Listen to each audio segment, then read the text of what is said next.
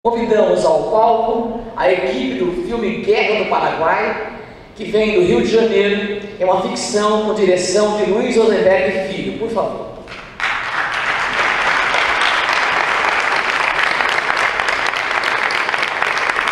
O filme fala de um encontro inusitado entre um soldado vindo da Guerra do Paraguai e uma trupe de teatro dos dias de hoje. Um encontro entre a guerra e a arte.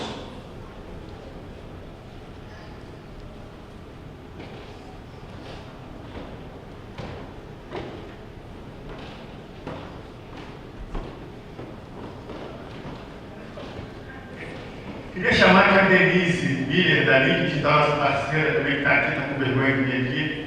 Chega aí, Denise. Vou introduzir, eu sou o Cavi, produtor do filme, também estreando nesse filme como diretor de arte. O Rô me fez fazer isso. Esse filme é um filme que a gente fez com muito carinho, com muito amor. Um filme que fala da guerra, fala da arte.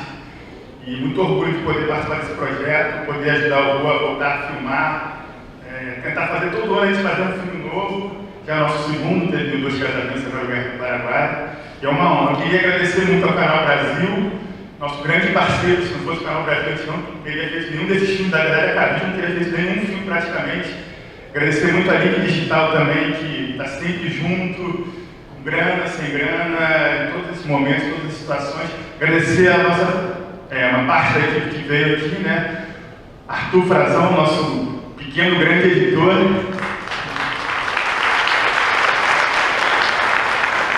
Denise, da Link, né? Nossa co-produtora, finalizadora, parceira. Nosso grande ator aqui, ator e artista plástico, Alexandre da Costa. Nossa grande musa, minha musa, Patrícia Niedermayer, atriz.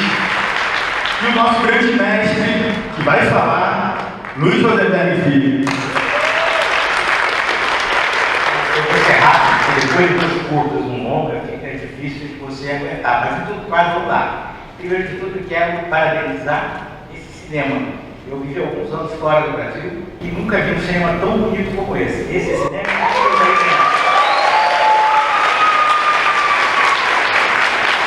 Segundo, parabenizar o festival que está fazendo 20 anos. 20 anos é uma data significativa para um festival que mantém o cinema brasileiro de pé. Eu acho isso muito importante. Com relação à Guerra do Paraguai, é uma coisa engraçada, né? Porque é um filme muito recente e eu não tenho distanciamento para poder criticar o trabalho. Mas assim, o Godard diz uma coisa muito interessante. Ele diz assim que o imperialismo econômico gestou o imperialismo estético. Todos os filmes se parecem. A Guerra do Paraguai deve ser diferente. A Guerra do Paraguai foi um massacre, uma coisa horrorosa, uma mancha de sangue na história do nosso império e da vida de todos nós, porque foi um extermínio. Eu fiz um filme que foi possível de ser feito com muito pouco dinheiro. Então, é um filme que reflete a guerra através do teatro. Quer dizer, na verdade, são dois tempos. O tempo passado conversando com o tempo presente. Esses são os dois grandes personagens, juntamente com a Patrícia, com o Alexandre, Chico Dias e por aí vai. Eu acho melhor vocês verem um filme que é mais interessante do que eu ficar falando sobre ele. Muito obrigado, boa sessão para vocês.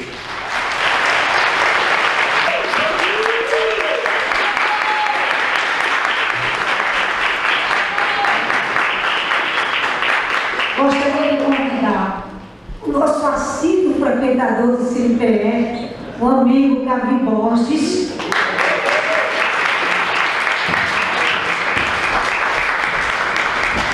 Os atores do filme, a Patrícia Niedermayer, por favor. O ator Alexandre da Costa.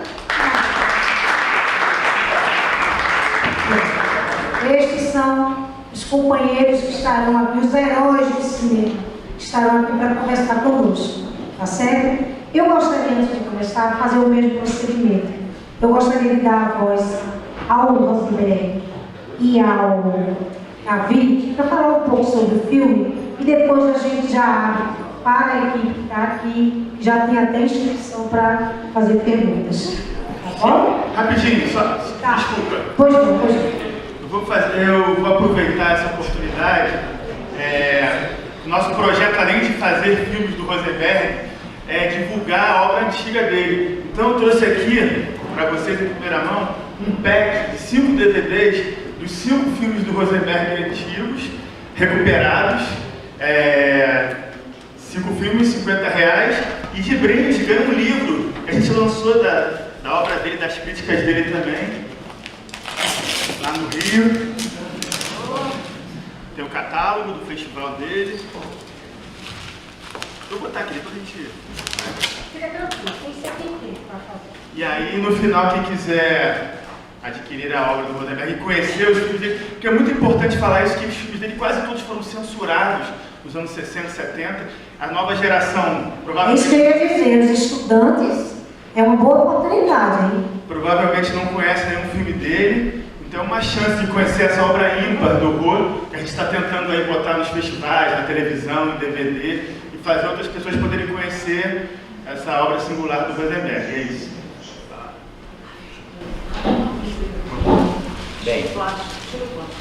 Bem, o negócio é o seguinte. A ida à Guerra do Paraguai era um projeto antigo. Era um projeto que tem 10 ou 15 anos atrás eu quis fazer esse filme. Mas eu achava que o que eu tinha de referência, de informação sobre a Guerra do Paraguai, curiosamente, hoje você tem mais documentos, né? Mas quer dizer, a minha fonte de referência, por incrível que pareça, foram os livros editados pela Biblioteca do Exército, que defendia ardorosamente a posição do Exército e do Império nessa guerra. E eu sempre achei, né, quer dizer, depois da guerra do Vietnã, da guerra do Afeganistão, da guerra do Iraque, que era preciso repensar um pouco essa postura de que você tem a necessidade de matar para se afirmar. Eu acho que é uma coisa tão medíocre. E eu estava, curiosamente, eu estava em Nova York e aí me deu a sensação assim, bom, eu tenho que fazer esse filme de qualquer maneira. Eu estava em Nova York e eu morava num pequeno hotel que do lado tinha um cinema pornô e do lado do cinema pornô tinha um bar de um judeu russo que morava em Nova York e que servia café. E um dia eu fui tomar café lá e entrou um senhor, um negro alto, bonitão, assim, com umas colares, assim, e o bar estava lotado, aí ele disse assim, posso me sentar na sua mesa? Eu disse, senta. Aí ele sentou na minha mesa e falei assim, eu conheço o senhor trabalha aqui no cinema do lado, né? Ele disse assim, eu felizmente eu consegui o emprego. Meu primo é herói de guerra, esteve no Vietnã e morreu de frio em Washington. Aí eu falei, e o senhor esteve na guerra? Ele disse, estive na guerra. Eu falei, o senhor matou pessoas? Ele disse, claro, você acha que vai para a guerra para quê? Para jogar ping-pong? Aí eu disse assim, mas o senhor matou quantas pessoas? Aí ele fez assim. Eu falei, o senhor não carrega nada assim, de peso de ter matado tanta gente assim? Ele falou, olha, o negócio é o seguinte, eu só vou te dizer o seguinte, foram os melhores anos da minha vida. E estava na época de voltar a entrar em Granada, né, invadir a ilha de Granada. Ele me disse, se tiver outra guerra, eu faço questão de participar. Então, a guerra acaba sendo uma referência de sobrevivência do sistema capitalista. E isso eu acho uma coisa muito perigosa, porque as pessoas não se dão conta, mas elas estão sendo levadas para uma postura em que não vai ter volta. Se você vai para morrer e você vai para acabar. Você vai matar ou você vai morrer. É isso. E aí quando eu cheguei aqui, o Cavinho me falou, vamos fazer um filme que você quiser. Eu falei, então vamos filmar a Guerra do Paraguai. E aí é o filme que vocês viram ontem. E eu acho assim também, que o Orson Welles, eu estou trabalhando agora num texto do Orson Welles, ele disse que, eu acabei de falar com o Merten isso, que não existe nada mais medíocre do que um autor falar da sua própria obra. O importante é que vocês falem, que vocês me perguntem, e se eu souber responder, evidentemente responderei. É isso.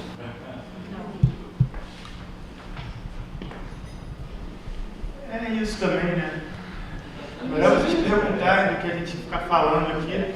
Só dizer que é o segundo filme que a gente está fazendo junto, né? A gente começou com 2 casamentos. Esse é o Guerra do Paraguai. E foi uma ideia de... Quando eu procurei o Rô, assim, eu falei, Rô, tem que ser um filme simples e barato, assim, pra gente conseguir fazer, que não tem dinheiro. E aí ele falou, vamos fazer um filme da Guerra do Paraná. Eu falei, que isso? Como é que é? Porra, filme de guerra? Não, mas a guerra no meu filme vai ser, as armas vão ser as palavras e o som, né? Então ele construiu a guerra de uma outra forma que eu achei muito legal, principalmente como produtor, que é muito mais barato também, mas acho que genial, de uma forma genial também, assim, né? E usar essa coisa do escassez como qualidade para o filme, não como um problema, um defeito, entendeu? E foi ótimo fazer, foi uma semana de imersão. Aquele lugar é o sítio do meu pai, que eu também não ia há quase 20 anos, e foi uma experiência muito enriquecedora, assim, quase uma família, assim, que é o jeito que a gente gosta de fazer cinema, com amigos, trocando, afetivo, não ser uma coisa vista como uma indústria comercial, uma coisa assim que vale o resultado. Acho que o processo talvez seja mais importante até para mim, pelo menos, que o resultado. Eu, como produtor, também sou diretor, para mim é sensacional produzir um filme do Rosenberg, porque eu estou sempre aprendendo, assim, observando. Eu tiro essas produções que eu faço, eu engano os diretores. Eu estou ali, não estou produzindo, eu estou meio que observando para poder depois fazer os meus filmes, assim. E o Rô é uma aula de cinema, né? Ele está o tempo todo falando, não, quando eu estava com o Glauber Rocha, quando eu encontrei o Godard na França, dá para vontade de anotar tudo e depois fazer um livro, né? Ele está aqui falando o tempo todo da história do cinema brasileiro, né? Tipo, desde os anos 60 até hoje. E para mim é maravilhoso, assim, quero fazer o máximo de filmes possíveis com ele e estar sempre aprendendo e ouvindo essas histórias, né? É isso. Então, gente, vamos abrir aqui, né, o debate. Vamos escolher o plano de Campinas. Primeiro, um elogio para a atriz, belíssimo trabalho da atriz. Muito obrigada. E a pergunta é para o Luiz. Você faz uma citação explícita do Brecht? Isso é engraçado você perguntar isso, porque tem uma senhora lá no Rio de Janeiro, uma querida amiga, que ela disse que eu me apropriei do Brecht na Mãe Coragem. Eu gosto muito da Mãe Coragem, eu tinha muita vontade de filmar Mãe Coragem. Aliás, eu tenho vontade de filmar muitas coisas, mas não filmo porque não tenho dinheiro para pagar os direitos autorais para adaptar. Mas não é uma apropriação, é uma homenagem ao Brecht. É uma homenagem ao Brecht. Ele é citado. Ele é uma citação. Como Molière, como Artaud, como Nietzsche, eles são citações que passam pelo discurso da Patrícia, não do soldado. Né? O soldado ele não sabe ele não entende nada daquilo que está acontecendo. Mas eu queria me concentrar exatamente no Brecht por uma razão específica. Que o Brecht é um cara muito cerebral, como é o seu texto. Aliás, o belíssimo texto, baseado você defende uma ideia baseada na lógica. E curiosamente, o Brecht faz um distanciamento da emoção, ele foge da emoção. O filme também. Mas aí, curiosamente, no teu desfecho, acontece uma catarse. Aquela cena da guerra é uma catarse. Eu queria que o som do Strauss, eu queria que você me falasse sobre isso, se há uma contradição aí ou se há uma opção mesmo. A coisa que o filme no roteiro, né? Perdão, desculpa. Por favor. No roteiro não era esse o final previsível, era um outro final. Mas como tinha acabado o dinheiro, a gente não tinha mais como andar para frente. Chegou um ponto que um filme de baixo orçamento, quer dizer, 750 mil, você não faz nem hoje um curta-metragem. Então, claro, se você filmar com digital, com uma câmera, você filma. Então, assim, eu fiquei pensando foi a primeira ideia que eles vão acabar com a guerra, porque a guerra, de uma certa maneira, desmonta aquela que você acredita que os dois vão se entender, vão dançar, valsa e tudo mais. E aí tem essa virada de dizer, não, o militarismo continua no mundo, continua mandando, continua matando, continua impedindo a existência humana de ser feliz. Então, é proposital, e o distanciamento foi uma coisa que eu sempre elaboro no meu cinema, que vem lá do Jardim das Espumas até agora. Glauber diz isso para mim, porque o cinema é chato, mas é necessário. Então é isso.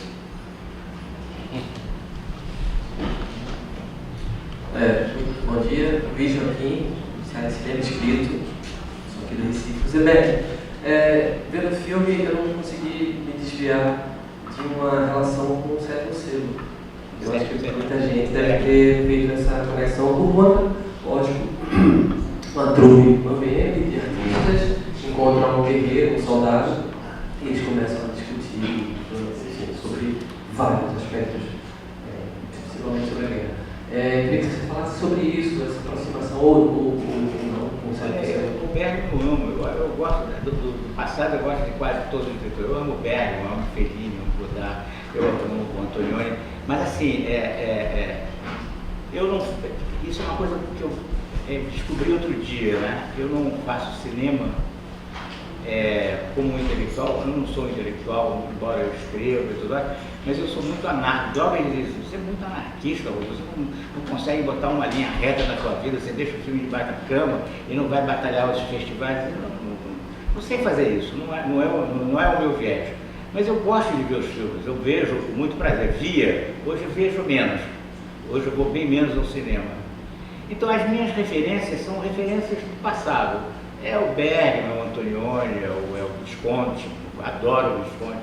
Eu gostaria de ter capacidade para filmar como o Visconti, o Terra Treme, ou Rocco e seus irmãos, ou Leopardo, que eu adoro, né? Eu já vi o Leopardo mais de 30 vezes, Então, assim, são filmes que me batem. Agora, eu sempre procuro um caminho. Eu não quero seguir esse caminho. Eu quero ver o Godard, eu quero ver o Visconti, eu quero ver o Gonçalves, eu quero encontrar um caminho. E eu acho que uma coisa que eu estou conseguindo e me dá uma certa tranquilidade, uma certa felicidade, é de que o cinema para mim é um alimento. E ele me dá a certeza de que os passos que eu estou dando, eles correspondem ao que eu percebo do cinema, o que o cinema me ensina. São os temas que me conduzem, não sou eu que conduzo o tema me escolhe. Né? Quer dizer, essa Guerra do Paraguai foi escolhida aqui 10, 15 anos atrás. 10, 15 anos depois eu volto a ela, e eu não quis nem mexer, porque eu acho que é uma coisa tão patética. Se você for ler, ela é muito mais brutal do que ela está no filme. No filme ela é teorizada, ela é falada, mas na realidade é uma coisa brutal, é um assassinato, é um extermínio de população. O Paraguai ficou, toda criança acima de 10 anos tinha sido assassinada, não tinha homem mais no Paraguai. Foi uma guerra brutal. E tem assim, essa coisa de, Duque de Caxias. Pelo amor de Deus, Duque de Caxias no meio do jogo veio para cá, recuou, ficou doente e veio embora para cá. Mais alguém? Acabou. Vamos almoçar. Não, a gente quer usar um pouco da sua experiência. Maria do Bazar da Revista de Cinema. Eu queria que a Patrícia e o Alexandre falassem um pouco do trabalho dos dois, né? Um trabalho muito exaustivo. Você carregando aquela carroça, as imagens iniciais são arrebatadoras, aquele esforço físico. Bergman, você lembrou o Sétimo Selo, eu acho que Persona, as duas irmãs ali, né? A imagem delas, acho que tem todo um diálogo com a história do cinema. Agora eu queria que vocês dois contassem como é que vocês compuseram o personagem, que exige muito esforço físico nos dois. É um tempo, vocês dois estão em cena praticamente o tempo inteirinho. E depois eu queria que o Rô falasse daquele lugar maravilhoso, com aquelas palmeiras, aquelas árvores brancas. É o sítio do pai do Gavi. Nossa, que lugar! Dá uma ideia, né? Muito lindo. Dá uma ideia de um refúgio mesmo, de duas pessoas em situação limite.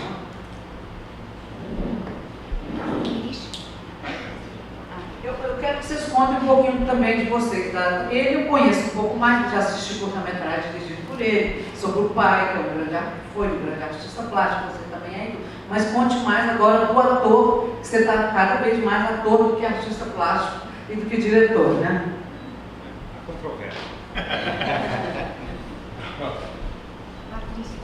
Então, esse foi o nosso segundo trabalho com o Rô, né? O primeiro foi 2 casamentos. Então, eu acho que a gente teve a oportunidade de aprofundar o trabalho. A gente criou uma liberdade, uma afinidade artística, uma cumplicidade. Eu acho que ele é um diretor muito generoso, tem um processo de trabalho criativo, rico.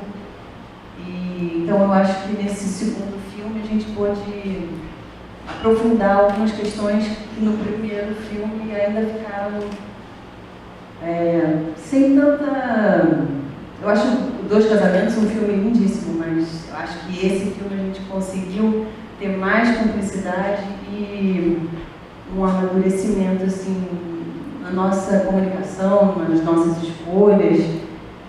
Eu sinto que o Guerra do Paraguai tem esse embate, né, dessa violência atávica com a arte, com a utopia da arte, com a possibilidade de olhar o mundo de uma forma diferente. Acho lindo essa referência do Brecht, que é um ícone, né, do teatro, com esse paradoxo da razão e da emoção. E acho que o filme tem sim uma incorporação de ideias e de emoções, e toda essa utopia do teatro e da arte, de um mundo que tenha vida, né, pulsando emoção, sensação, ideias, palavras. E eu acho que a minha personagem carrega esse peso do mundo. Ali aquela carroça eu fico pensando no Kafka, ele fala, quem de nós não carrega nas costas a maçã podre dos agravos da vida? Então ela vem carregando aquela carroça que é a história do mundo ocidental, a história do teatro, essas guerras, essa violência e essa possibilidade de poesia, de arte, de vida, de corpo. Então é esse diálogo entre os dois. E o que dizer do Rosenberg? É um prazer trabalhar com ele, é um diretor muito generoso, um artista incrível, com uma visão de mundo, de arte. Para mim é um prazer. A gente, como eu falei, a gente tem muita confiança um no outro, a gente experimenta coisas do ensaio, é um ensaio que não engessa, mas que você entende o universo, você se aproxima do personagem, então você tem um domínio daquilo para chegar na hora da filmagem vivo e aproveitar o que está acontecendo ali. O espaço, a câmera, dialogar com outro ator, com a luz, mas é um ensaio que te deixa alimentado, potente, não engessado. E acho que isso sim é uma entrega, um processo cinema de afeto, né, como eles chamam. Então isso não é uma retórica, isso é uma prática. Ele dá livros, referências, ele senta e assiste, que eu acho muito bonito, comovente. E acho que é um privilégio poder trabalhar com todas essas referências do teatro, né? É um presente para uma atriz poder ter Brecht, Molière, Artaud. Aí a gente começou a brincar, então agora é a pedra, então é Hamlet, aquela pedra, né? To be or not to be. A gente pegou todas as referências, e aí vai Nietzsche, Rousseau. Eu acho que tem esse discurso muito forte, né? E a tentativa de incorporar ele.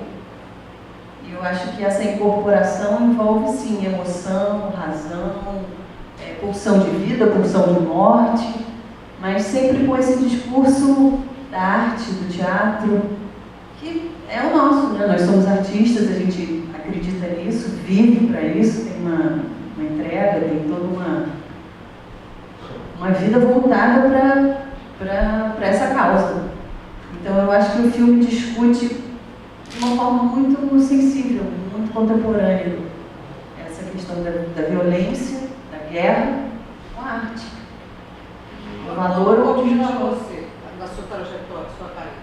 Olha, eu trabalho há muito tempo em teatro, faço teatro lá no Rio de Janeiro, trabalhei com o Rubens Correia, com a Bujanra também é um mestre, fiz um monólogo com ele chamado A Máquina de Pinball, depois fiz Senhora Macbeth, trabalho também com dança contemporânea, com performance e com alguns coreógrafos no Rio, mas buscando sempre um trabalho autoral, um trabalho que tenha uma visão de mundo, que tenha uma opinião, que tenha uma sensação, que tenha uma corporalidade, com ideias. Então, fiz alguns trabalhos de dança, trabalhei com alguns coreógrafos, com vários diretores no Rio, mas assim, meus mestres no teatro Albujanra, Rubens Correia, no cinema Rosenberg. E isso, performance, dança, teatro, e agora de uns 5 anos para cá fazendo bastante cinema. Já fiz uns 5 longas, alguns curtas, e a minha parceria com o Cavi, que é meu grande parceiro, e fizemos vários filmes e fazendo outros agora. Vai dirigir um longo agora comigo, está fazendo já. Como é que chama? Chama Salto no Vazio. E agora eu estou apaixonada por cinema, nesse momento. E pelo Cavi, sempre. E o Alexandre, a Ana, enfim, grandes parceiros em cena, então a gente, com isso, com cumplicidade e confiança. O que eu vou dizer depois dessa poética toda? Bom, a Patrícia falou muito bem disso, o processo de trabalhar com Rosenberg. Bom, primeiro que Rosenberg sempre diz que escreveu os personagens para mim, e é verdade. O soldado alheio, né? Enfim, e eu acredito. Acreditei e foi um grande prazer, porque tivemos poucos ensaios, mas é no set que a coisa acontece realmente, né? Então, são planos sequências enormes que para o ator ou atriz é um grande desafio, é um grande prazer, ao mesmo tempo é um trabalho árduo mesmo, quase físico, né? De você se inteirar naquele espaço, você conseguir pensar em tudo ao mesmo tempo, né? O ator tem um pouco essa digamos, ficar em banho-maria, né? Porque no caso do Guerra do Paraguai, foram planos sequências e poucos takes, assim, 2 ou 3 no máximo. Então, estava tudo muito quente, muito na fervura. Quando é muito fragmentado, o ator tem que estar em banho-maria o tempo todo, né? O refletor queimou, aí para, sei lá, 20 minutos, 15, 25, meia hora.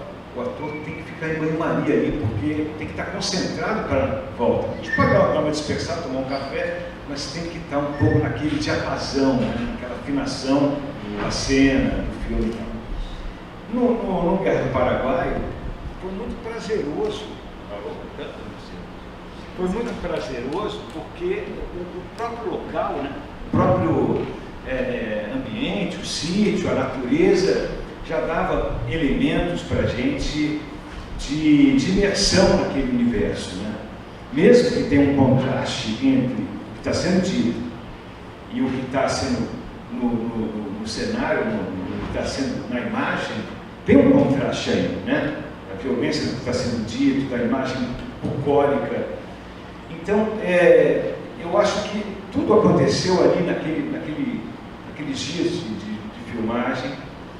E um texto do Rosenberg literário, né? Um texto forte, um texto aguerrido, assim, e que o ator e a atriz tem que dar uma amolecida nesse texto, às vezes, né?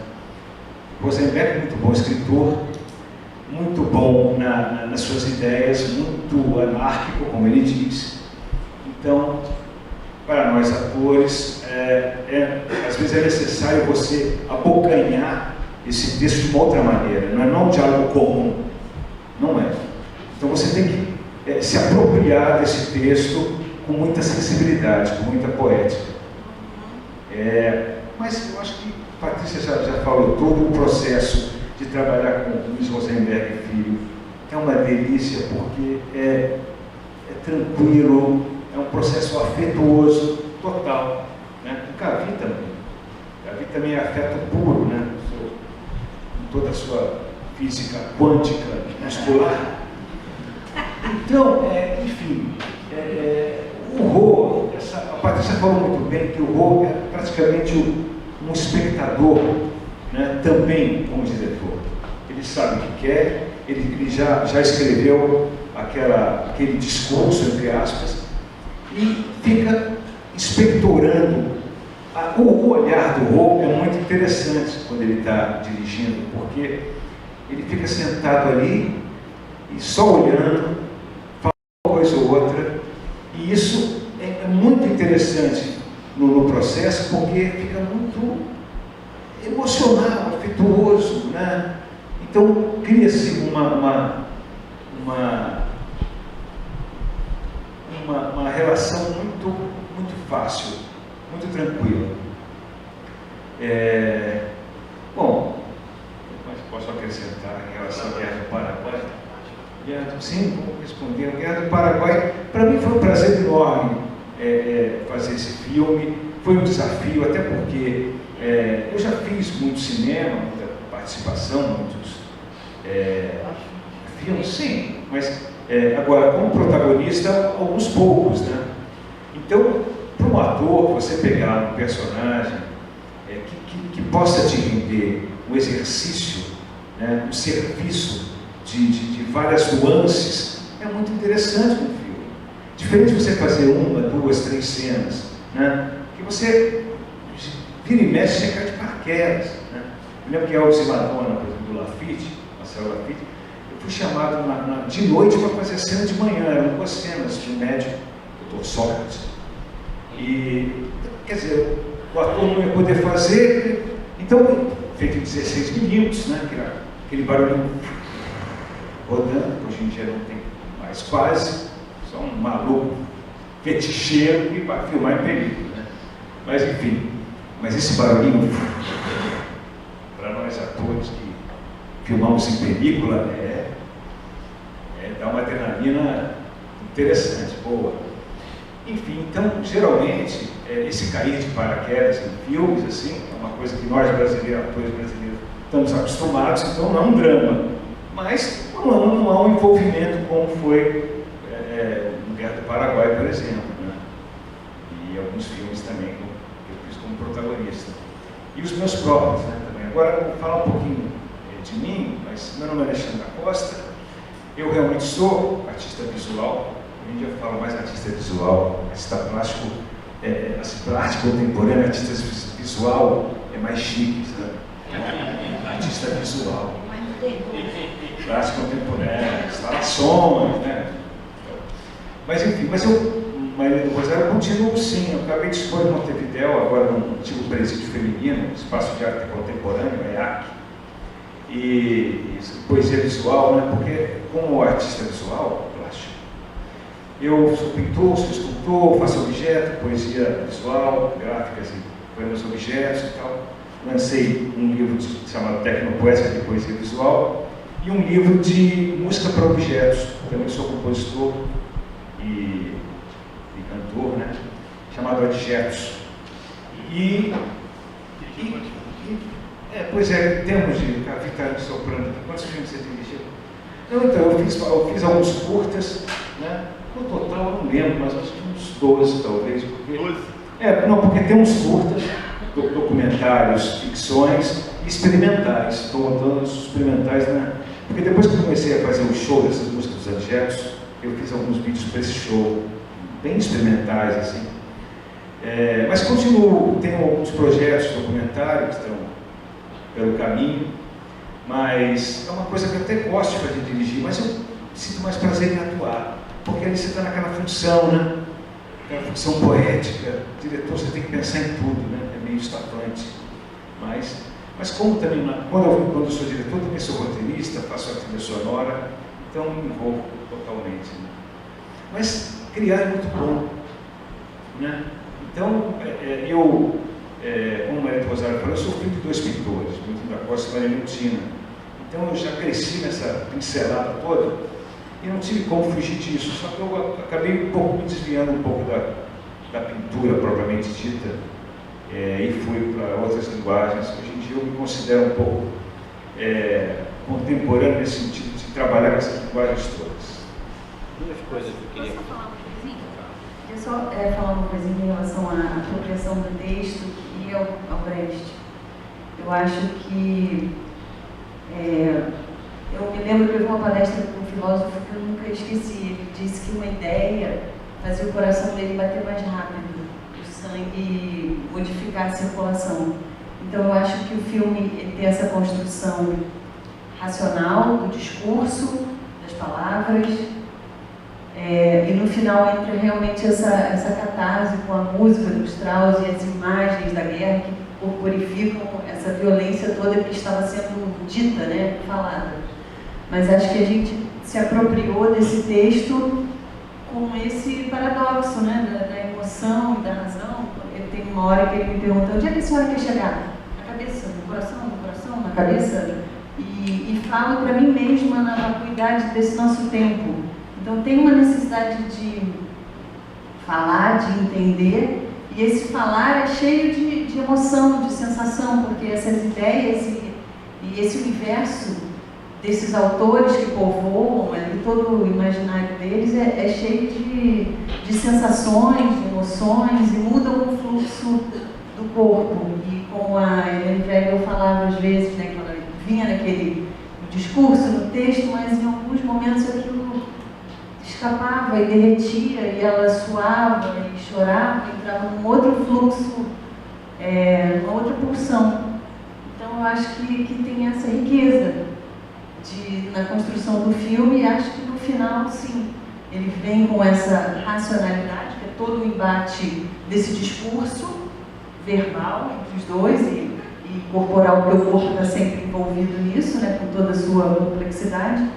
E aí no final entra a música, a poesia, o Strauss e a corporificação com aquelas imagens de guerra. Então eu acho que é uma estratégia aqui do nosso maestro para abordar esse universo de uma forma complexa. Uma coisa só, um detalhe, né? É que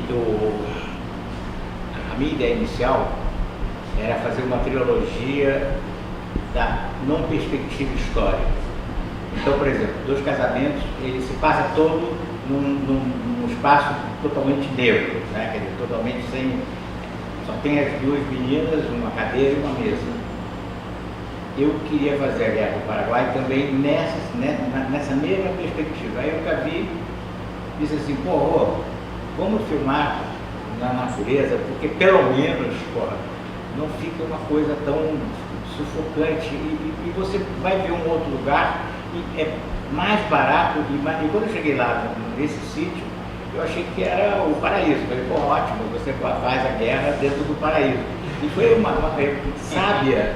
São certas coisas que você, por exemplo, a opção pelo preto e branco foi uma opção do fotógrafo. Ele falou, é bom fazer em preto e branco. É bom fazer em preto e branco, porque a gente, de uma certa maneira, homenageia o cinema, o neorrealismo, lembra as comédias, os filmes italianos do passado, a Terra Treme, até Rouco, mais ou menos, enfim. Então, assim, eu acho que o cinema, e você trabalhando com pessoas como Patrícia, no caso, por exemplo, os atores, como Patrícia, você não está trabalhando com atores. Eu picho muito a televisão, porque eu acho que a televisão é responsável pelo atraso do cinema brasileiro, eu acho que por 5 décadas, daqui para frente. Ela, de uma certa maneira, ela mata o cinema brasileiro, ela acaba com o cinema brasileiro, ela propositalmente tem a função de eliminar a reflexão para te dar o entretenimento. O entretenimento que não te acrescenta absolutamente nada, muito pelo contrário, é um processo de empobrecimento. Eu acho que a televisão manipula o empobrecimento da coletividade. Então, assim, trabalhar com atores como a Patrícia, o Alexandre, o Chico, a Ana, é um desafio, porque você está sempre sendo questionado. Sempre não é você trabalhar com uma pessoa que vem da televisão, eu já trabalhei com pessoas que vieram da televisão e é uma relação completamente diferente. Aqui, a relação é trabalhar com o saber, é trocar o saber, é você fazer sempre uma ponte entre o que você quer e o que eles são. E o que eles são acabam sendo uma coisa maior e que leva o filme muito adiante sempre. Eu acho que para mim é uma riqueza ter tido a sorte de trabalhar com a Patrícia, com o Alexandre, com o Chico, porque foram pessoas que me instigaram. Pode pedir, pode falar, bota para quebrar.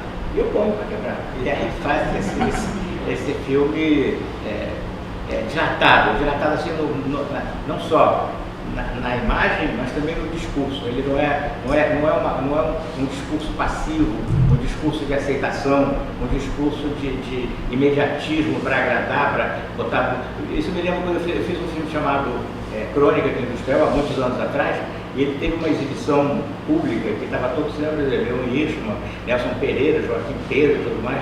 E aí a crítica do Globo, eu não me lembro o nome dela, chegou para mim depois de 2 horas, de 2 anos de trabalho em cima do filme, que era rodado em 35 milímetros, sem dinheiro também, mas enfim, ela chegou para mim e disse assim, não, a minha única dúvida é em que posição eu vou botar o bonequinho do jornal O Globo. Eu disse assim, você quer dar uma colaboração efetiva para o filme? Bota ele de 4. Ela ficou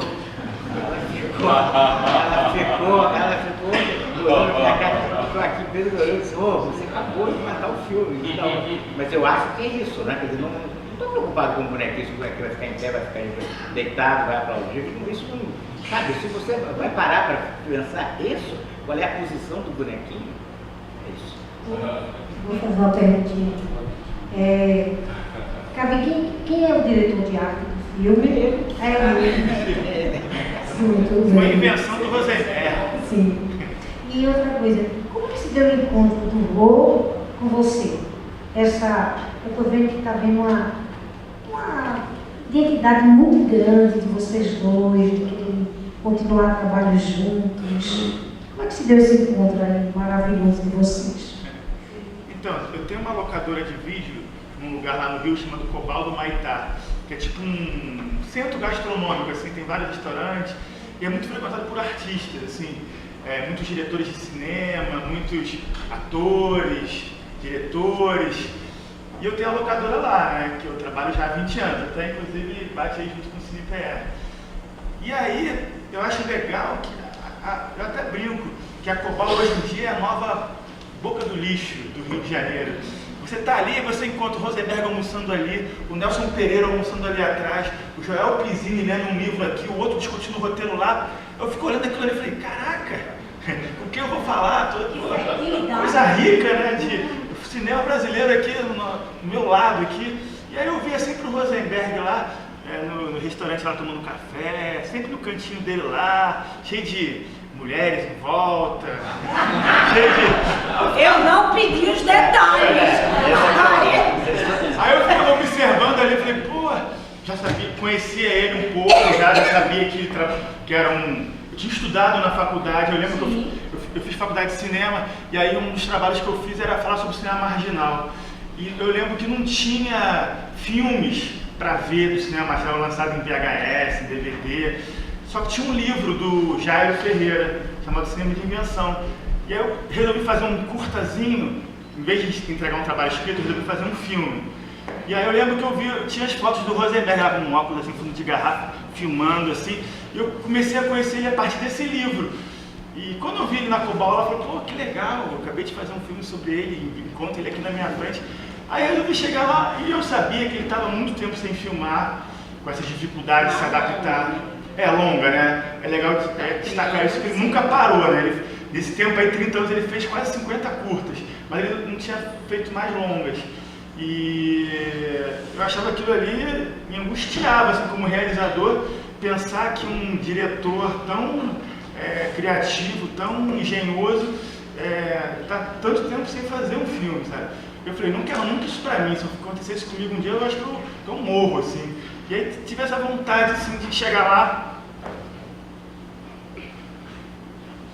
Ele chegou e disse assim, vou produzir um filme para você. Ele disse, tudo bem, quando você quiser. Vamos lá.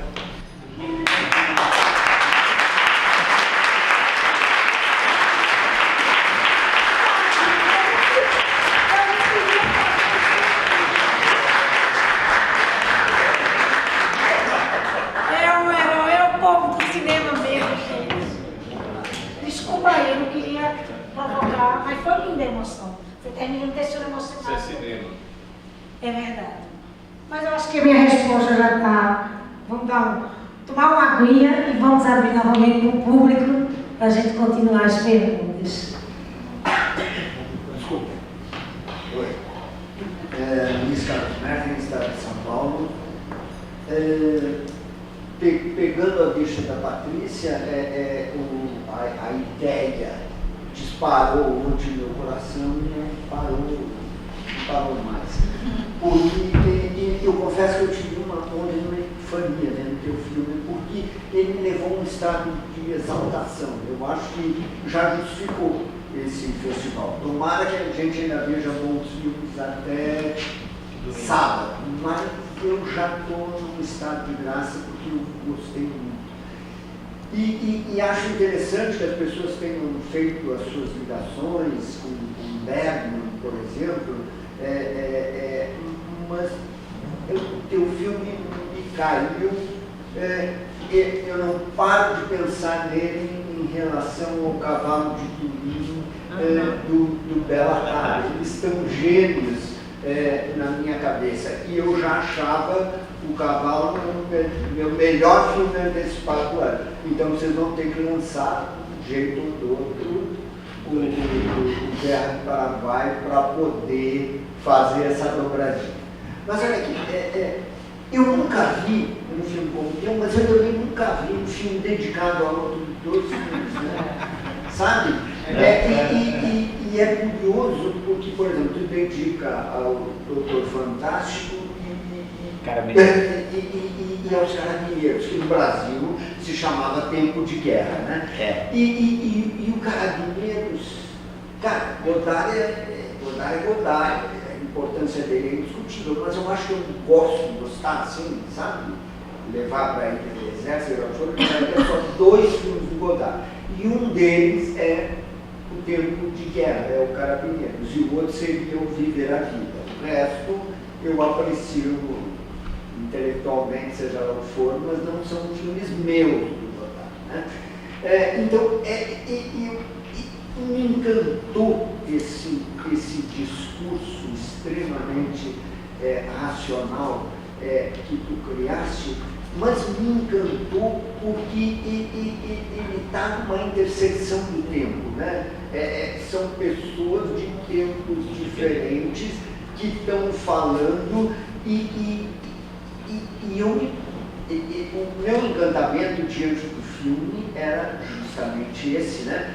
Como que na fenda do tempo, o Bergman botou um pouco isso lá no Sétimo Selo, né? Era um alto medieval e eram indagações contemporâneas, né? Mas tu fizesse isso em 2 tempos reais coexistindo ali naquele paraíso invadido pela Terra, né?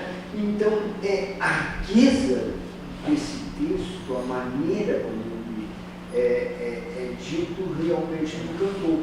Mas ele funciona esteticamente, e aí tem uma pergunta para ele, não é só a função do o diretor de arte do filme, mas como tu concebeste com ele aquela arte que é temporal, está lá a Guerra do Paraguai, mas tem uma coisa mais contemporânea ali, né? E é tudo bem neutro, em termos de cor, de roupa, seja lá o que for. Então, eu gostaria que tu falasse um pouco da tua direção de arte. Roberto, por quê? Eu até imagino que saiba por quê, mas por que esse Godard e esse Kubrick, tá? Tá, eu vou dizer, é muito simples, é menos complexo do que a tua colocação, é bem simples. Quando passou no Rio de Janeiro, que eu vi o Doutor Fantástico, depois, anos mais tarde, eu vi os Carabineiros, eu fui um dos poucos caras que defendia o filme e a oposição que se manifestava tanto contra o filme do Kubrick como com o filme do Godard, é que diziam que era uma coisa muito séria para se brincar com guerra. Então, Guerra Atômica não é uma brincadeira como o Kubrick, eu disse, não é uma brincadeira. Eu acho que se tem um filme brechtiano nesse momento, é o filme do Kubrick, que ele aproveita essa coisa imperial do militarismo, né, de invasão, de fim de mundo, de luta de nações, de guerra, de conflito, e ele usa uma comédia para fazer com que as pessoas tenta entender. Eu gostaria que não consegui. Mas eu gostaria que o Guerra do Herói fosse uma comédia, mas não deu, não dava. Não era querer demais, era ir além da minha capacidade de poder fazer alguma coisa que pudesse transformar a Guerra do Paraguai numa comédia. E eu já sabia, né, o Cabi botou umas fotos e as pessoas começaram a mandar e-mails dizendo assim, porra, mas que merda de filme é esse que, porra, na Guerra do Paraguai não tinha vassoura de piaçava, não tinha balde de alumínio, que guerra maluca é essa que você está fazendo? Então assim, eu na época tanto defendi o Doutor Fantástico como o filme dos Carabineiros, que também o Godard faz uma crítica à guerra. E na verdade a Guerra do Paraguai é uma crítica à guerra, é uma crítica ao militarismo. Né? Quer dizer, no militar, se você disser assim, mas os militares, por exemplo, estão tendo uma atitude muito nobre nesse momento da história do Brasil. Desculpe, não concordo. Eles estão traindo mais uma vez, porque eles não tomam posição. Nem defendem, nem criticam, estão ausentes. E o silêncio estabelece uma cumplicidade. Então não me venham com essa dizer, não, os militares estão isentos das decisões políticas desse tempo difícil que a gente está vivendo. Na verdade, eles estão tendo uma posição se omitirem diante de tomar uma posição em defesa da democracia, seria o mais correto, né? Então, deixando o barco correr. Então, eu acho assim, eu dediquei o filme justamente por isso, porque na época foram muito criticados, assim, claro que o Maurício Gomes Leite adorou, o Glauber adorou, Joaquim Pedro adorou, todo mundo gostou tanto de um como de outro. Mas os estudantes, as pessoas que estavam se formando, eles criticavam muito, diziam, como é que você vai fazer um filme sobre a guerra atômica, uma comédia? Mas eu acho que esse foi o achado do Kubrick, né? Usar a comédia para criticar a guerra e você fazer com que as coisas possam ficar mais próximas do entendimento imediato do público. Porque o público, lamentavelmente, vem sendo preparado há muitas décadas para não pensar. Então, se você faz um filme do ano passado, Marrembá, ou o cinema do Bergman, ou o cinema do, sei lá, do Antonioni, as pessoas ficam todas, mas esse não é filme para público, é filme para público. Esse é que deveria ser o filme para público, mas é trabalhado aqui no cinema brasileiro, né? O cinema brasileiro, o que é filme para público? É o cinema de mercado, é o cinema da Globo. O que é o cinema da Globo? Para mim é veneno na cabeça das pessoas, estão inventando veneno na cabeça. Então as pessoas não pensam. Aí você faz um filme com um tempo mais dilatado, com uma proposta maior, que você vai ser obrigado a pensar. Eu acho que essa é a vantagem da Guerra do Paraguai, é um filme que te obriga a pensar. Não é obrigar não, ele te convida a pensar. Você pode não querer pensar, mas eu acho que o pensamento é uma coisa muito interessante. Eu vou só contar uma coisa rápida para não encher o saco de vocês. Eu, quando fiz a crônica industrial, eu fui a Brasília tentar isso, eu sempre falo porque eu acho um ponto pacífico assim. Eu fui tentar liberar o crônica lá em Brasília. Aí censura? Na censura federal. E tinha um coronel, acho que era o Coronel Montanha. Aí quando eu cheguei lá para falar com o coronel, ele tinha saído para almoçar, eu desci. Aí veio um cara, se aproximou de mim, me pediu um cigarro, aí eu dei o cigarro para ele, na época eu fumava. Aí ele pegou e disse assim, o senhor está chateado? Eu disse, vou ter que ir aqui na censura federal, o site convite não é uma das coisas mais agradáveis. Aí ele falou assim, eu só estou chateado. Eu falei, por quê? Ele disse assim, porque eu vim trabalhar na construção dessa cidade, eu sou índio, o senhor está vendo? Eu sou um índio. E eu achava que com o passar dos anos eu voltaria para a minha tribo como engenheiro. Estou voltando da mesma maneira que eu cheguei aqui. Aí eu falei assim, cada um carrega a sua cruz. Aí ele deu um sorriso e disse assim, mas tem uma diferença entre nós, os índios, e vocês, os brancos. Eu fiquei quieto, ele falou, você não quer saber qual é a diferença? Não, se você quiser perguntar, pergunta. Ele disse, eu vou lhe fazer uma pergunta, a gente nunca mais vai se ver na vida, você responde se você quiser. Tá bom. Você é casado? Sou. Na época era. Sou. Ele disse, essa é a pergunta muito simples, como é que você se relaciona com a sua mulher? Eu disse, como todo mundo. Esse todo mundo é uma coisa, você é outra. Aí fiquei virado na bola, pedi desculpas e fiquei pensando, falo para esse maldito índio como eu relaciono com a minha mulher ou não falo? É uma situação constrangedora. Mas como eu tinha que fazer hora para ir para a censura, então eu falei, vou aproveitar esse tempo, vou tentar falar. Aí, com uma certa dificuldade, falei, aí quando acabei de falar, ele falou para mim assim, é pobre, né? Aí eu falei, claro, você possivelmente como índio, eu fiquei queimado, né? Você se pendura no cipó, se projeta no espaço e bate no lugar certo. Ele falou, não, quem falou a sua história foi você. Aí pedi desculpa e disse, qual é a diferença então? Pô? Ele disse assim, que nós os índios começamos a nos relacionar com as nossas mulheres, olha que bonita aula, através do olhar. Aí eu falei assim, eu pensei assim, eu escolho 500 imagens para fazer um filme e há quantos meses eu não olho nos olhos da minha mulher? Olha que aula linda naquele dia eu não fui falar aí com montanha, né? Foi para o hotel, tremia mais do que bambu em dia de tempestade. É isso. Eu nunca vi, né? Não, eu fui quase forçado a ser diretor de arte. Na verdade, foi um acidente de percurso, porque a nossa diretora de arte teve um compromisso, faltando uma semana para filmar. A direção de arte desse filme são basicamente dois elementos, é a carroça e a natureza. Ela ficou responsável por fazer a carroça e aí, de repente, ela sumiu. E eu falei, caraca, ferrou, falta uma semana para filmar e não tem mais carroça.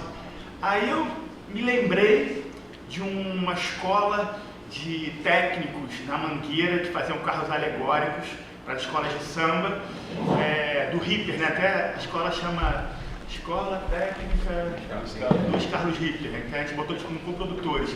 Cheguei lá, desesperado assim, não falei pro Rosenberg, falei, não, tá tudo bem, tudo resolvido e tal, eu nunca passava os problemas, eu só passava as coisas boas, os problemas eu sempre escondia dele, para ele não ficar nervoso. Aí cheguei lá e eles abraçaram, assim, tipo, não, vamos fazer a carroça assim para você, fique tranquilo. Aí perguntou como é que seria, eu expliquei, a gente mostrou lá a referência da peça lá de teatro, aquela carroça antiga e tal. E eles conseguiram fazer a carroça em 2 dias e a gente levou lá pro meu sítio e tal.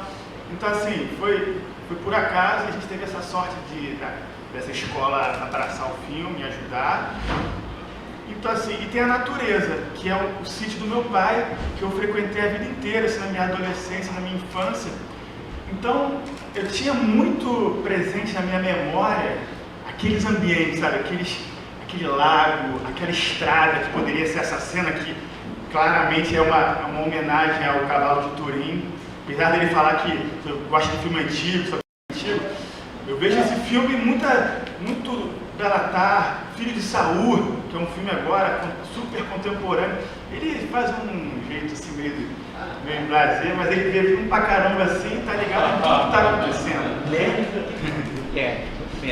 O Cavalo de Turim deve ter visto mais 10 vezes no cinema, Filho de Saul deve ter visto mais 20. Ele é obsessivo. Total. E eu acho também a direção de arte tem uma colaboração muito grande do editor de som. Porque você não vê, você ouve e você imagina o helicóptero, os tiros, a coruja, a chuva, os ruídos, a tensão. Tudo isso que poderia ser mostrado é insinuado com som. Então, assim, na verdade, o próprio técnico, o editor de som também pode também ser um diretor de arte. E é isso, a gente foi construindo, pensando junto, colhendo lá no meu sítio, assim, pô, eu olhei assim, umas panelas, vamos pendurar a panela. Foi tudo muito instintivo. Eu não sou diretor de arte coisa nenhuma, eu sou cinéfilo e sou produtor e diretor, mas foi uma coisa que ele me trouxe aí, um desafio assim, vamos nessa, esse filme não pode parar. E acabou, é simples, mas é rico, eu acho. Me orgulho aí de ter feito aí. Tem uma coisa engraçada também. Em 2 casamentos tinha um plano lindíssimo da Patrícia, que era o plano geral. A Patrícia estava lá no fundo, sendo vestida pelas carpideiras, né? Botando a roupa e tudo mais assim. E o fotógrafo, ele ia com uma câmera, uma zoom que demorava quase 8 minutos. Chegou na montagem, a montadora pegou e picou tudo. Aí o fotógrafo ficou assim, muito sério, pô, mas aquele plano era tão lindo, era bonito, era um belo plano, um plano muito lindo. Então eu resolvi, achei que seria, por princípio, de uma maneira para agradar o fotógrafo, que é uma pessoa primorosa, é um talento, raramente você vê uma pessoa tão jovem, tão talentosa. E o Vinícius Brum é uma pessoa que eu não tenho palavras, ele está além de qualquer palavra, porque ele tem muitas... Então esse plano da carroça deu trabalho, porque demorou muito para ser feito, teve várias confusões, ia ser de pneu, ia ser de não sei de que, não sei o que, e o diabo da carroça não aparecia, e finalmente, pouco tempo antes, a carroça aparece. Então a gente resolveu, foi o último plano, foi o último plano do filme, e assim, a carroça tinha que ser, esse era um pequeno problema da peça, ela tinha que ser aparentemente pesada, tecnicamente leve, ela ficou muito pesada. E foi duro para as meninas. Foi duro para as meninas, não foi puxar um carrinho de feira não, é uma barra pesada. Antes do Orlando perguntar, só queria fala um pouco dos teus trabalhos, todos os trabalhos em produção e direção, principalmente para os jovens, saberem que você já tem aí jovem, muito jovem, mas já tem uma carreira bem presente. Então, cara, você pode falar da Cavide, né? Não é de mim em si. Cavide é um grupo, é um coletivo de vários realizadores que se ajudam mutuamente. A Cavide, em 10 anos, começou como uma locadora, virou depois uma produtora de eventos, depois uma produtora de filmes. A locadora tem 20, a produtora tem 10. Nesses 10 anos, a gente fez muitos filmes, assim, a gente deve ter feito próximo de 200. E o mais legal, assim, que eu me orgulho, ao mesmo tempo também me entristeço, assim, é que desses 200, só 4 tiveram patrocínios do governo, de editais. Todos os outros foram feitos através de uma rede colaborativa de amigos, de parceiros como isso aqui que você está vendo aqui agora, e que a gente faz porque a gente é apaixonado por fazer, assim, independente de ter dinheiro ou não. E assim, a gente já fez 45 longas. Ano passado a gente fez 12 longas, eu quase morri. Inclusive eu anunciei minha aposentadoria no Facebook essa semana como produtor. Eu não consigo mais fazer meus filmes como diretor, que é tanto filme, é tanta gente que chega lá. Eu não consigo rejeitar. O Sérgio Ricardo, está 30 anos sem filmar, chegou lá, Cavi, faz um filme comigo, por favor. Como é que eu vou rejeitar o Sérgio Ricardo, o Bigode, o Zé Sete Barros, o Rosenberg? Então assim, eu acabo fazendo muito filme, nós, né, a Cavídeo, e aí eu tô ficando cansado. Então é uma promessa, você nem me contou essa história que você falou que vai se aposentar, é só o desabafo, né? Não, na verdade eu tô querendo dedicar mais ao meu trabalho de direção, porque eu acabo sendo, hoje em dia eu sou muito conhecido como produtor de baixo orçamento, que também isso é bom e ruim, porque quando as pessoas ganham dinheiro, vão nas outras produtoras, quando as pessoas não têm dinheiro, vai no Cavi. E aí eu tô sempre com a corda no pescoço, sempre tendo que fazer mágica para conseguir fazer os filmes. Eu nunca fiz tanto filme, e ao mesmo tempo eu nunca tive tão duro financeiramente. É uma guerra mesmo do Paraguai. E aí hoje em dia eu estou tentando agora fazer menos filmes, e os filmes serem um pouquinho mais elaborados, um pouquinho com mais estrutura. Inclusive, até queria anunciar aqui, a gente está fazendo agora, produzindo o novo longa do Chico Dias como diretor. A Lua Vem da Ásia, que era uma peça dele, ele vai ser a estreia dele como diretor. É um filme já com um orçamento um pouco maior. É o nosso próximo passo lá na Cavídeo, tentar crescer ali também em estrutura, né? Porque é muito na emoção, assim, muito na raça, muito na guerra, mas a gente precisa crescer também, né? Se profissionalizar, poder dizer com orgulho, eu pago minhas contas com cinema, não ter que vender livro, DVD, dar curso, que é uma loucura, assim, sabe? Então é isso. É um desafio também acreditar e viver de cinema autoral, né, no Brasil. Seria muito mais fácil eu querer fazer um filme, uma comédia e ganhar dinheiro, provavelmente mais fácil de conseguir edital também, de apostar nesse cinema de autor, nesse cinema de afeto, e dizer que dá para viver, sim, dá para fazer esses filmes. Acho que assim, é fazer o que você gosta, que você ama. Acho que é um privilégio no Brasil você poder viver fazendo o que você acredita, que você ama, assim. Não ter que ter uma outra profissão, não ter que ser um burocrata para ganhar dinheiro e depois, quando você se aposentar já velhinho, aí sim poder fazer o que você gosta. É poder fazer o que você ama desde sempre, assim, desde o início. Mas eu pago um preço alto. Eu estou tentando fazer um meio termo aí e conseguir ser um pouco mais tranquilo, né? Não ter esse desespero de ter que fazer um filme em 6 dias, em 10 dias, aquela correria, aquela loucura. Poder fazer em 30, com calma, 2, 3 planos por dia. Isso acho que vai ganhar também a qualidade dos filmes também, eu acho, né? Então estou nesse novo momento, assim, estou tentando me reinventar, assim, tipo, lógico que eu não vou conseguir parar de produzir, é viciante, né? Mas fazer menos, assim, sabe? E aí foi um horror, né? Todo mundo riu, porra, Cavi, eu quero fazer um filme com você, não, eu tenho um projeto aqui. Só essa semana teve mais de 5 pessoas lá com projetos, e é loucura, assim.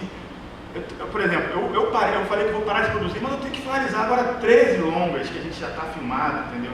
Na verdade, eu não vou parar nada, eu vou só tentar ter mais calma. Eu introduzi essa pergunta eu ia ouvir justamente isso, porque eu tenho ouvido essa conversa que você está produzindo, muita gente te procurando, e eu queria ouvir esse depoimento teu mesmo, entendeu? E também os jovens poderem conhecer melhor, você que também é muito jovem e que está com essa responsabilidade tão grande de tanta gente atrás de você, te procurando para você fazer produção. Cansado, hein? Aquele Cansado. agora. Eu queria que haja aí Rodrigo para se aguentar. Mas, gente, vamos continuar aqui com o Ismael. Ismaelino Pinto, do Jornal Liberal de Belém. Eu queria perguntar para o Zé, primeiro que relembrar, se eu não consigo agora ver o momento exato. Para mim, a barbárie começa justamente na hora que ela morre, o personagem é morto. Né? A música começa daí. A música começa quando ela vai buscar o radinho de pilha. Sim. Ela Antes, antecede. Ela pergunta o que é isso. Isso. Radinho de pilha. Aí começa, ela liga e está tocando a valsa dos pratos. Antecede. E aí daí ele vai dançando e tudo mais. Você acha que vai acabar na love story e acaba numa pancadaria. Deixa eu dizer outra coisa. Ela falou também, foi você que falou, né? Do barulhinho, sem saudade. Barulhinho da película, barulhinho Da câmera, né? Falou que tem uma coisa. Barulhinho da Barulhinho da câmera, né? Antigamente, celuloide, película e tudo mais, barulhinho, fazer aquele. O Nebeck tinha uma câmera 35. É porque eu fui assistente de câmera. Meu primeiro filme, foi além de alguns comerciais, foi como segundo assistente de câmera, só para parei. Foi o Eles Não São Black Tie, do Leon Rich. O segundo assistente de câmera desse filme. Um estagiário, né? Agora fiz o filme inteiro, 3 meses. Longo, né? Aí aqui. Não, só um parênteses rápido. O longa demorava 3 meses, que ele estava falando aqui de fazer em uma semana. O longa 3 meses, que ele está de diurno, ele está noturno. Né? Então, o cinema é uma paixão mesmo. Assim. Eu fiz Super 8 na década de 70, tive uma câmera. Então, você é um bichinho que morde, é uma doença. Uma doença boa, né? Incurável. Incurável. Desculpa, só para. Mas responde a pergunta, Rodrigo. Você tem saudade do barulhinho da marca de película? Não me apego a esses detalhes da técnica. Eu acho que a técnica não pode ser superior ao que você tem para falar. Eu acho que o cinema é o que você tem para dizer. Hoje em dia, com o celular, todo mundo é cineasta, agora não tem nada para dizer. Aí você vê o filme e você diz, é isso, eu não tenho saco. Eu diminui muito, eu vejo, eu tenho a minha filmografia lá, Visconde, mas eu gosto de ver em casa, porque eu sei que não vou ver no cinema. Agora, quando passa no cinema, eu vou lá ver.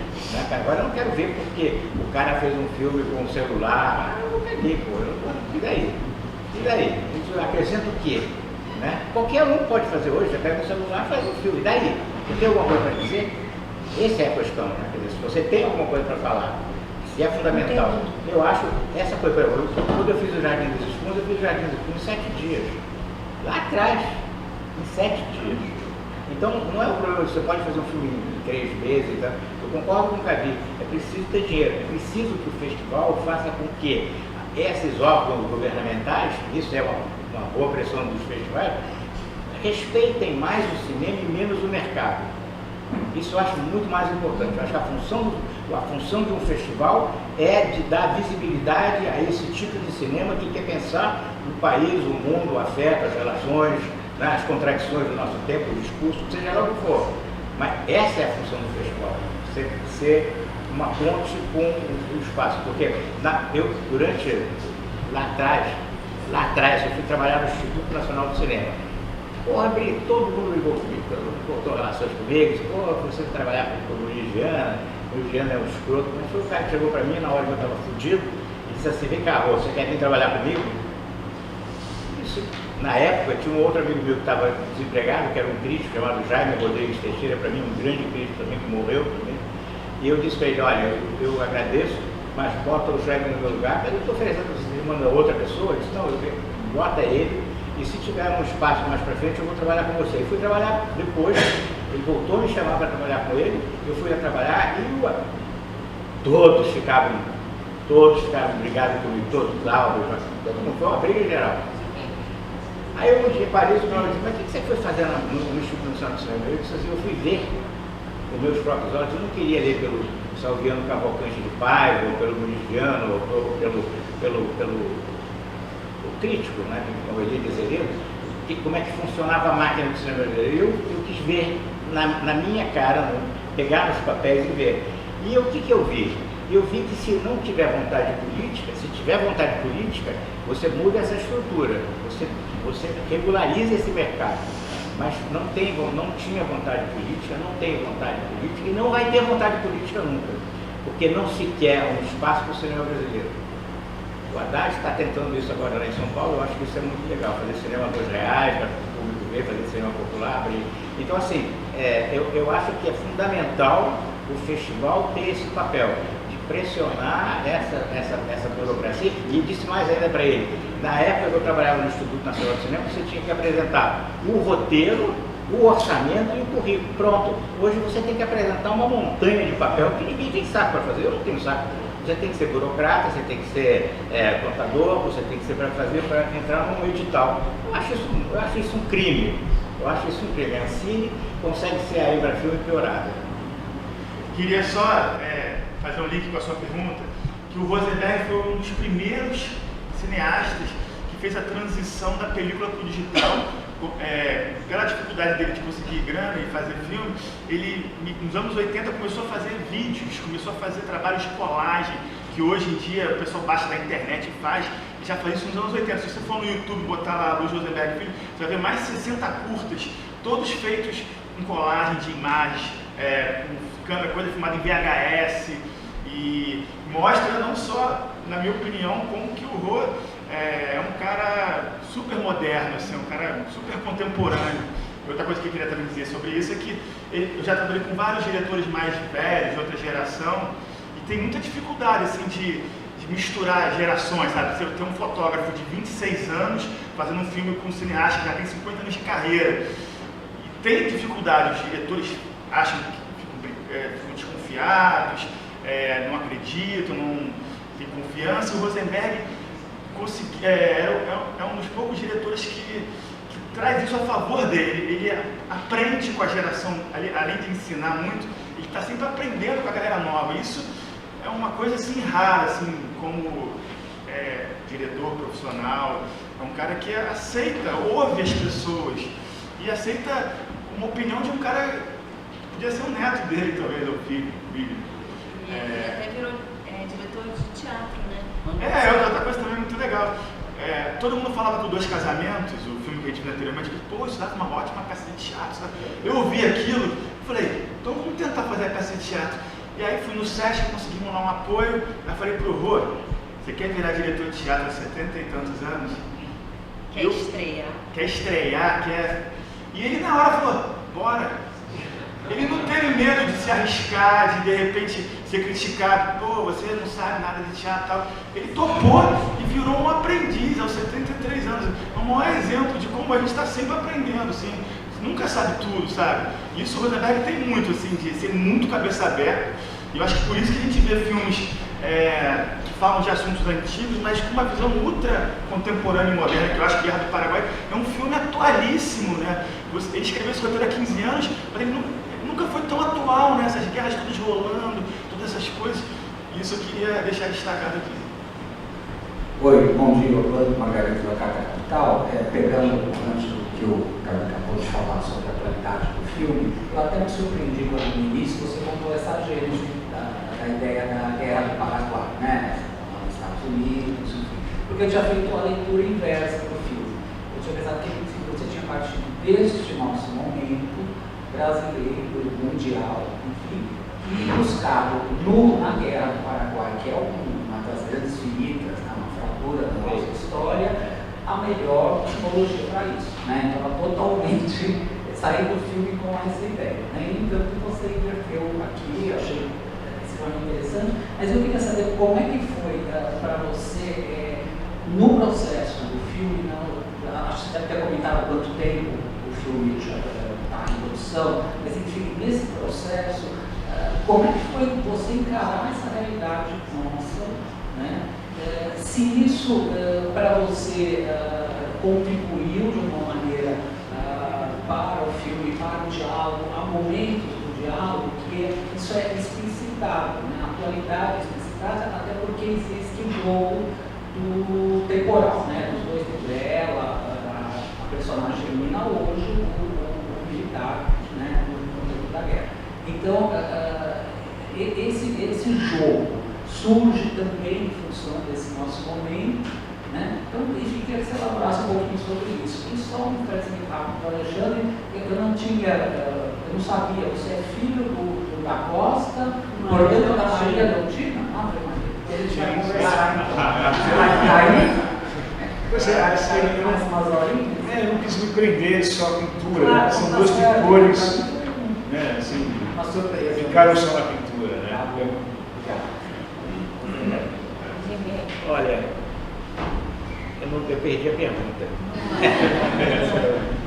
São dois pontos que eu gostaria que você falasse um pouco, como você explicou que a gênese do filme veio da guerra, você buscou a guerra do Paraguai e a partir daí elaborou um filme, se no decorrer da produção, com esse momento difícil aqui no Brasil que nós estamos vivendo, se isso de alguma forma influenciou no filme, no diálogo, né? O diálogo ele é atemporal, digamos assim, ele é literário, enfim, tem todas essas influências que nós falou aqui, mas existem momentos que se explicitam na preocupação atual, né? Eu queria saber se isso veio depois. Não, isso veio com a construção do trabalho, que estava isso no roteiro. Eu não faço um roteiro fechado, é isso. De repente você pode mudar, você pode acrescentar alguma coisa, mas a base está no roteiro, está ali no roteiro. Eu acho que os atores seguiram bem o sentido da fala, né? Quer dizer, e eu acho que a fala é atemporal também, ela é lá, mas ela também é aqui, né? Um jornalista aqui me telefonou para fazer entrevista, ele disse, se você quiser, eu acho que é muito mais, né? Se você quiser, eu acho que o filme é uma resposta à traição do PMDB. Aí o cara ficou, disse, eu posso botar isso? Pôs, mas não pôs. Não vou não pôs. Então, eu acho assim, que tem a gente, o meu cinema sempre teve essa preocupação. O Jardim das Espumas, eu fiz um filme de ficção, científica, falando do sequestro nos anos da ditadura, fazer sequestro depois da abertura é muito fácil, mas eu fiz na época. E aí, na censura, quando o filme chegou na censura, os produtores disseram, mas por que tem King Kong, por que tem o exército nazista desfilando e tudo mais? Eu falei, é uma ficção científica, a ficção científica pode tudo, e passou. Na época passou, né? Quer dizer, ele deu uma exibição, pequena exibição, mas ele foi aceito. Então assim, eu acho que a nossa geração, quer dizer, a geração que veio do cinema novo, o bom cinema experimental, para mim, o bom cinema experimental, para mim, é o Tonac, é a Ana Carolina, são pessoas que pensam. Esses são, para mim, os pilares do cinema experimental. Tem o Júlio, tem o Rogério, mas aí já é um outro olhar, né? Quer dizer, eu sempre digo isso, eu não faço filme do meu umbigo, eu faço filme para que as pessoas pensem. Essa é a função do meu cinema, que as pessoas possam pensar e elas possam acreditar que o pensamento dê algum valor à existência delas, no sentido de que elas possam contribuir fazendo alguma coisa daquilo que elas sabem. Elas não precisam ser cineastas. Você pode ser da maior importância como crítico, você pode ser da maior importância como arquiteto, como historiador. Eu acho que a coisa básica do meu cinema é a historização, que está muito na coisa do Walter Benjamin. Você pode pegar qualquer tema, mas onde que a história entra? Então a história está lá. Não é mas que é a Guerra do Paraguai? Pô, você não vê a Guerra do Paraguai? Está claro, pô. A gente está, o Glauber me dizia isso, pô, a Guerra do Paraguai, eu já falava isso foi na época, a Guerra do Paraguai acaba no golpe de 64. Eu falei, é verdade, é isso mesmo, é isso. E é verdade.